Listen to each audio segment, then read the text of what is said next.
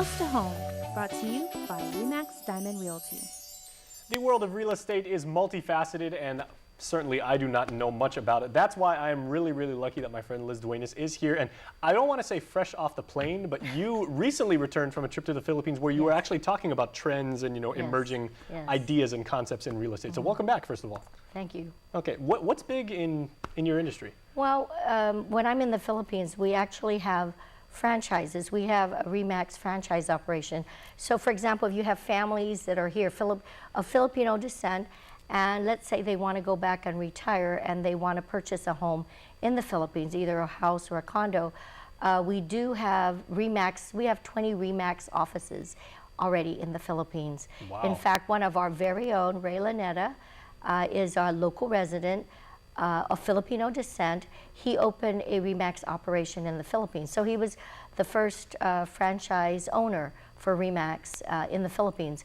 And his company is called Remax Hacienda.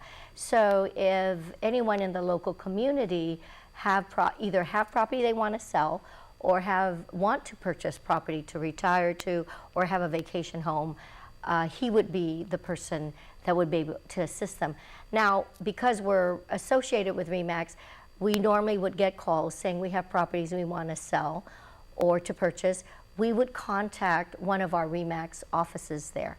Now, I don't sell real estate in the Philippines. I do sell the franchise.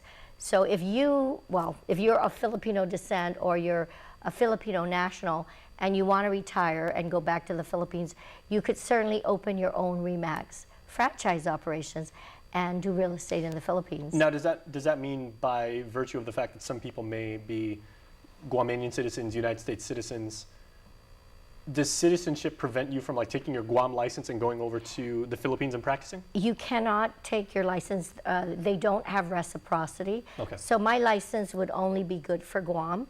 If I wanted to practice real estate in the Philippines, number one, I have to have a Filipino passport, and I have to take the course, the real estate course and exams in order to be a real estate broker there. Now, they've recently passed the laws that they have certain guidelines you have to follow.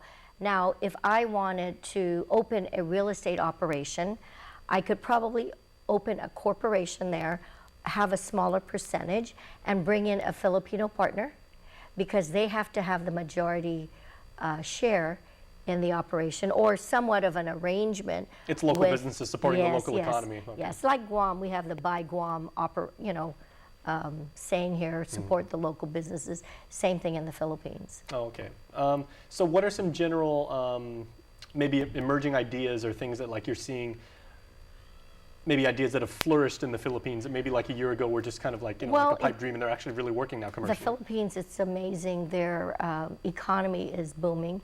Their population base, if you look around the world, Philippines, India, and China, these are the three emerging countries that people are eyeing in terms of growth and the economy booming because your population base at the bottom are the younger generations moving up in the chain. And that's billions of people, not millions, They have billions. 100 million people. So, I mean, it's a big population base there. So, of course, there's so many dialects and held together with Tagalog. The other day I was talking to someone from New Caledonia, and they were telling me they had 37 dialects, and the common language was French. And then the Solomon Islands had over 100. In the Philippines, they have a lot of dialects, and the common language that binds them together is Tagalog, or English, of course.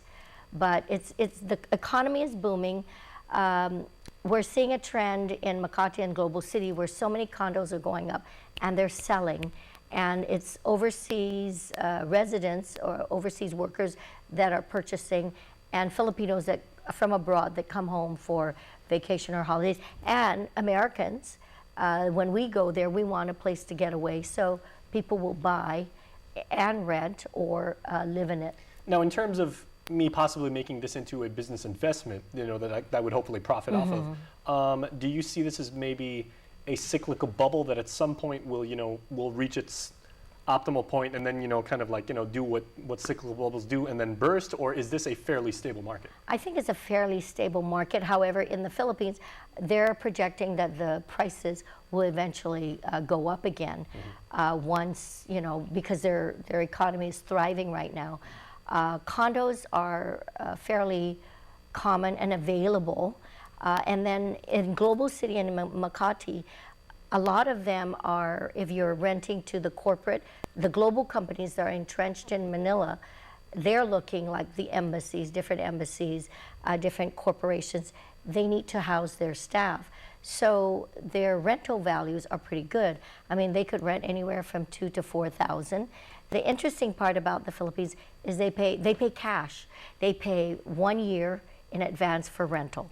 And when they buy, majority of their transactions are cash versus loans. Guam, majority of our transactions are loans, residential loans.